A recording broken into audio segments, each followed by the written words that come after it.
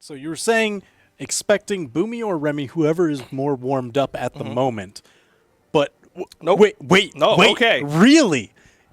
The Kody Travis call, I mean, that makes sense. That makes sense. But Sandstorm right at the front. I think it comes down to what Faison said in the interview prior, where it's whoever takes game one, that is the critical game, because that is going to give their team the much needed momentum to go into game 2 and game 3. And it's hard to argue with sending Sandstorm to have the most potential to take that game 1. Yeah, I mean, I can't argue with that, especially with Sandstorm taking that defense stance a little hardier. But it's very interesting that Kody Travis actually takes away from defense. Yeah, a little bit more movement speed. I think 5 is kind of the minimum that players generally want to look for. And so he's okay with taking out of that incredibly high defense and putting into that speed. Yeah, I mean, he's still got 7 defense. Yeah, still has plenty to work with.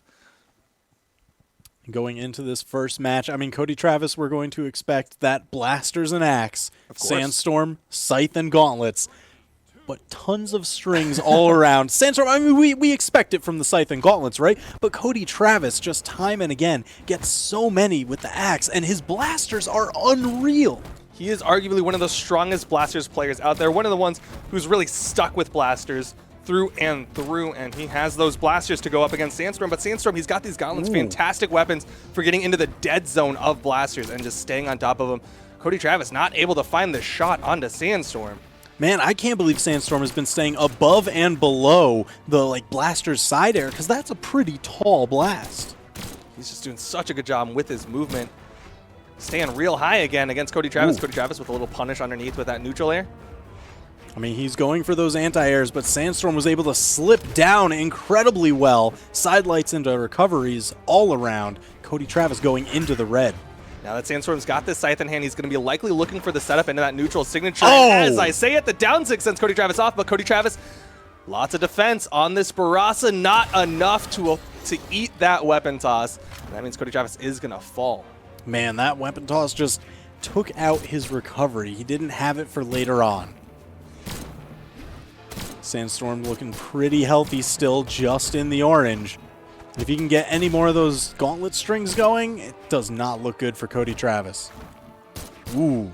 He found the opener, but did not get the read. Kody Travis mixing up his dodges out of that side light. Needs a little bit more damage onto Sandstorm before he can look for that kill option. You saw him throw out that down signature, but it's going to be the down light side air. Around the corner now. Can he keep Sandstorm off? No! Ooh. Sandstorm getting right over that barrel roll again. Lots of down signatures thrown out from Kody Travis. Sandstorm with the spot dodge in the air. Oh, the weapon toss, knocking him just below that side air. Kody looking for some of these big axe swings, side air, sending Sandstorm off the edge. Going for the edge guard, catches the down air with the blasters. Tied stocks. Charging up that weapon toss. Likely will be sticking with those blasters, though. Oh, yeah. Lots of damage per shot. But Sandstorm, he's just going to go in unarmed on top of those blasters. Now he's just making those arms bigger with the gauntlets as Kody Travis is unarmed off stage. Eats that neutral air, makes it back to the wall, slows it down. But Sandstorm still just denying him stage control. Oh! Answers out of the dodge with the uppercut.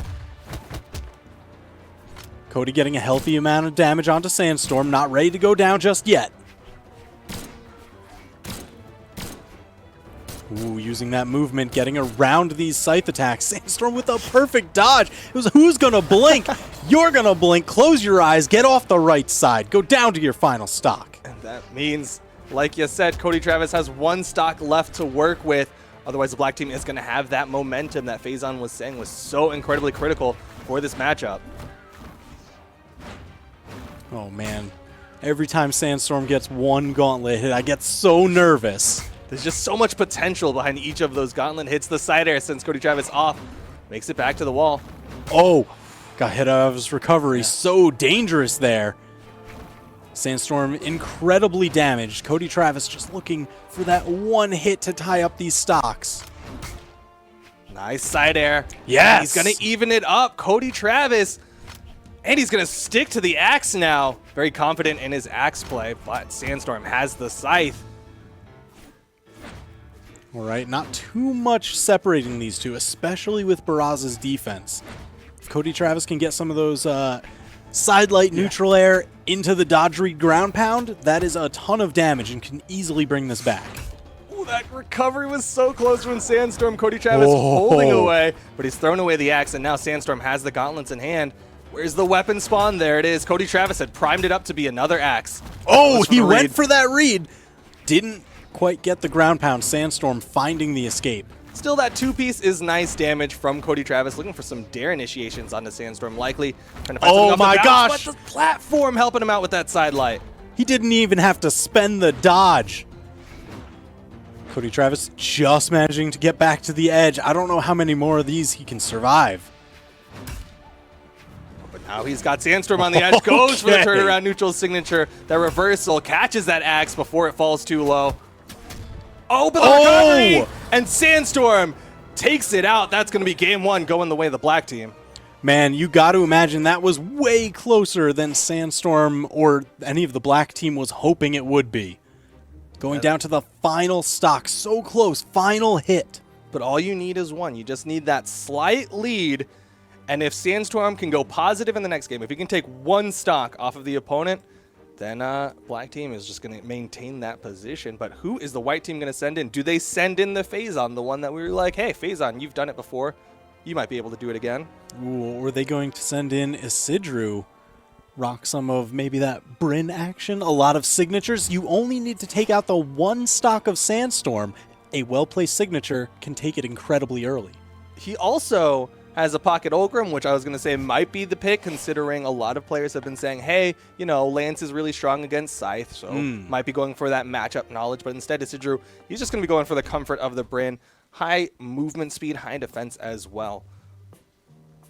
Oh, yeah, and he's definitely just whittling down this map selection. I know you guys at home can't see the map banning, but he's leaving open Small Mammoth, Shipwreck, and Miami Dome. I do not disagree with this. If he's able to get those axe down airs, I mean, he is a surgeon with those. Shipwreck or Miami Dome could be disastrous. But at the same time, you're going up against Sandstorm, who has guitars and gauntlets and insane off stage.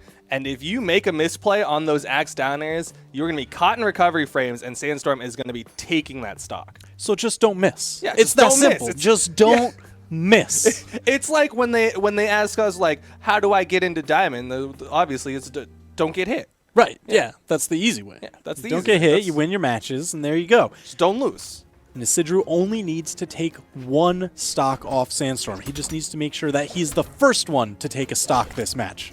Gonna get right on into this one. Sandstorm with that scythe in hand, so much string potential. He's gonna be looking for those big reads onto Sidra because he does not have a lot of health to work with as he gets the nairs, and Sayers already putting Sidra into the orange. Sidra going for the read of his own. Gravity canceled down signature out of that sidelight. I like that he was able to tag Sandstorm with at least a little bit of damage. Oh, there's some signatures coming out. Sandstorm going into the orange. How quickly the damage has tied up.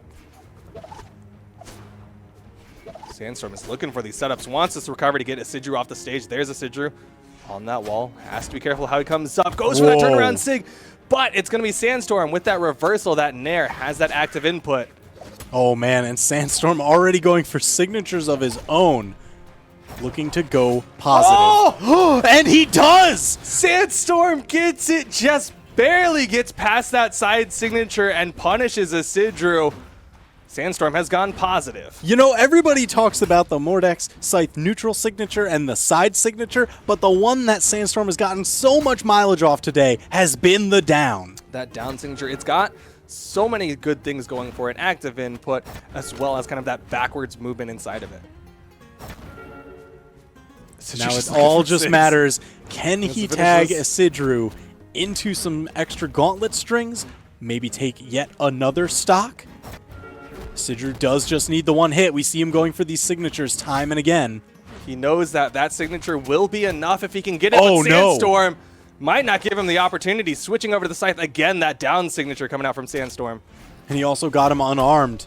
Okay. He had to pay for it, but keeping it down, only one stock in Sandstorm's favor. Keeping it close. Now it's on to Sidra. Can he get the extra? Can he get the 3 stocks off of the next opponent coming out from the black team?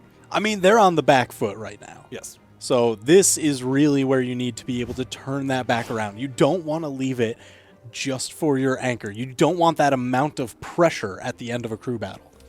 But it's Faison's their anchor for the white team. He's calm, cool, and collected. He is not sleeping on anybody. He said as much in his interview. And so we're going to be seeing the black team send in Remy, keeping Boomy as the anchor for that matchup. As I think this is a little bit intentional from the black team. In his interview, he was like, I look forward to beating the white team, but specifically, I want to fight Faison. Ooh, okay. All right. I mean, I can understand that.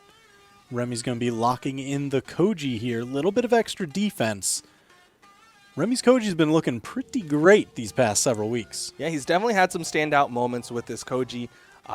He's going to be coming in with this bow and sword against Sidru's axe and spear. Bow, fantastic for having just a lot of range, just some great poking tools. And then on the other side, he's got the sword, huge momentum swing opportunity, just kind of great all-around weapon. Can use it in so many different situations. Yeah. Most of what we've been seeing is that tatami mat, that bow down signature. Remy using it just perfectly spaced, even just to bait out dodges so he can get larger bow strings. I think specifically with this matchup, we're going to see a little bit less tatami mat and a little bit more of that side signature, kind of that horizontal shot, just because of the way that Sidra's been moving, especially with his side signatures on his spear. If Remy can position properly, a side signature will just completely shut down those spear sides. Ooh, I like that. Remy getting the side light, and then he just waits. He wants that information. He knows his team's already got that little bit of a lead. How can he most effectively work it into a giant chasm? But as Sidra getting a great read, gets that neutral signature, the side signature, just that spinning axe catches Remy. Great gravity cancel side light into the nair as Sidra is getting so much damage on top of Remy. Ooh, and Remy just not letting him land. He took so much damage just for the sake of gravity. Oh, no! But gravity canceled into the neutral signature. You said he was going to be looking for those incredibly strong bow shots. Sidra down to his final stock. Well placed from Remy to get that stock off of a Sidra. Sidra going to be looking for his kill option now. Throws out the side signature, but Remy above it with these punishes. Man, Remy's anti-airs are really just something else. Every time, you can guarantee they're going to get hit 2 or 3 times just on their way down to the ground. It's way more than just an errant anti-air hit. That side air sends them so far, but it's Still still not alive. enough to kill. As Sidra over to the axe, a little bit more force behind those axe side airs, but Remy with a punish. Remy with the recovery to Sidra. Yes, send him up again. Again! Do it again, Remy! Switching over to the bow. Oh, the recovery from behind. Wow. And Remy is going to be sitting, did not lose a stock to his Sidra. That means there are 6 stocks on the black team to the 3 stocks of the white team. All right, so you said Faison is a great anchor, but great is not going to cut it here. He needs to be incredible. He needs to be the absolute best to cut through 3 stocks on Remy and then 3 on Boomy. Well, we'll see if he is the absolute best anchor possible. As like you said, he is going to be going up against Remy first, and he has to cut through 3 stocks off of Remy. He's going to be going in with this Val. He's got the gauntlets. He's got the sword. He'll have the sword mirror match. And we've seen some fantastic Val stuff across today as well, right? Like Simba had some great movements with his gauntlets. And not on a Val, but Sandstorm's gauntlets were actually looking really strong as well. So Faison, I mean, I'm expecting some good stuff from his gauntlets. All right, and I like the fact he ended up going with Shipwreck Falls here for the map pick. I think it's a little bit of a safe bet from Remy, because if things can just turn around and you take any amount of stocks quickly, incredibly volatile, if you've got the lead, you'll just keep it. Faison, though, he's rocking Val. I want to see that sword side signature. It covers all of the wall on Shipwreck. Well, he's going to be starting off with the gauntlets. Not able to use that sword signature over the walls with the gauntlets in hands, but still, gauntlets have some amazing things they can do. Those reversal ground pounds just kind of scrape the knuckles. Oh my gosh. Doesn't reverse that one, but still keeping that pressure on top of Remy. Nice little neutralite sends him off. Side air clashes out. Another side air weapon toss. Remy with the dodge in. Still has the movement, but the side heavy from Faison takes the first stock, and he is healthy. 30 seconds of combat, and Faison already up 1. That's that open air of Shipwreck giving way to all these gauntlet combos and strings.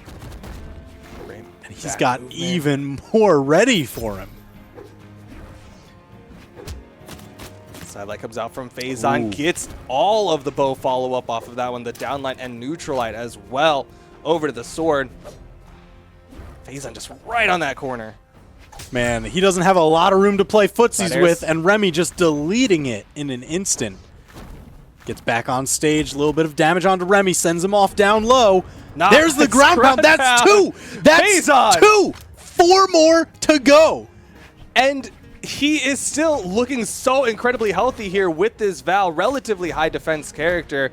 And we've seen him take stock so incredibly quickly. That first stock was taken in 30 seconds. If he can get this next one in the next 30 seconds, he's going to be good. We're going to be completely clean going into the final match. Is he really going to checkpoint at 3 stocks? It's looking like it. That bow recovery, not yet enough. Faison's still alive. Okay, Remy, he got the hit. He got the KO. Faison now down to 2 stocks, weighing that favor back towards the black team. Yeah, Faison cannot afford to let Remy get another one. Yeah, he wants at least 2 stocks if he's going to go up against Boomy with 3. Misreads just a little bit. Expects Remy to go to the right side, but Remy, very intelligent, stays to the side. Faison throwing out the side signature. Starting to look for that kill option onto Remy a little early. Ooh, Faison recovering high. Goes for the signature. Uh-oh. So dangerous every time you go off stage against Remy. Dancing around the gravity cancel downlight into the recovery. Another recovery. Remy's not dead yet. Right side, Faison. One more recovery. That will do it. Faison. He comes back. Man. Okay. All right. So he has cut through 3 stocks, trading one of his. 3 for the now price of 1. He's got to go 3 more. Okay. Faison versus Boomy. This is the matchup that Boomy wanted. This is the one that he was so excited for. He's clearly trained for, and he is going to be going up against Faison. Man. All right. So we said Faison had to be the best anchor. He could be the best. He's looking like a really good anchor. He could be the best. It's quite possible that he might be the best anchor. I gotta find out. We're going to small Brawlhaven. There's not a lot of room to move around here. The KO lines are pretty close. Damage is gonna pile up. Stocks are gonna fall left and right. Yeah, this is going to be a short match, to say the very least, because of how quickly stocks can go. We're going to be seeing Boomy come in with this Diana on Small Brawlhaven. Ooh. Diana can be scary on this map. Those reversal signatures on both the bow and the blasters can take stocks so quickly. That's going to be what Faison has to watch out for the most. Boomy getting that initial shot, getting the first start in damage. Ooh, tossing the sword, going threatening unarmed for a little bit before switching to the gauntlets. Oh my gosh. But Boomy, able to hit that neutral air, shoves Faison back up, and he can make it all the way over to that left side. Faison tries to find the timing, tries to go for the knuckle drag, that ground pound, but Boomy with great nairs stopping Faison. I gotta tell you, if you are looking to stop a gauntlet ground pound, you want blasters. That neutral air is one of the best in the business. Ooh, Faison going for the ground approach, gets the spot dodge out of Boomy, almost takes him out with that uppercut, the weapon denial, but Boomy just answering that signature with a little bit of damage. Just great calmness from Boomy to not panic, but the ground pound from Faison will even up the stocks. Boomy was playing right around that area where you'd expect that side signature from Faison, but it wouldn't have reached low enough. He just went for the ground pound. He said, forget the bluff, I'm committing. I'm just going to go in, but there's the reversal. Boomy with a gravity cancel down signature, and Faison is down to his last stock. Oh man, dire straits. Stock's just answering back. Nair. Almost got another Nair. That could have been it to take Boomy down to the final stocks. Oh my gosh, Boomy perfectly dodging out, but now he's down low. Faison went for the extra dive kick, but Boomy fighting his way back onto stage. Jockeying back and forth for position. All right, Faison, he tied up the stocks. This is doable. He's only in the yellow. Is he the best anchor? He could be the best. Here come the shots. Boomy with the blasters. He's got the blasters. You said those down signatures are incredibly dangerous. You've got to watch out for those. And right now, Boomy, he gets to play that edge game. He gets to play off the side. He's got the blasters neutral airs. Now he's got the bow. He went for the string. He wants to spike Faison. Great dodging from Faison to avoid it. Oh! There's the bow. That down air. Faison got the wall touch. Boomy did not expect that one. Oh my gosh. Boomy does it with that dive roll. The range on that working out for Boomy. He stepped back, picked up the blasters, immediately shoots Faison as he comes over the corner. And that means the black team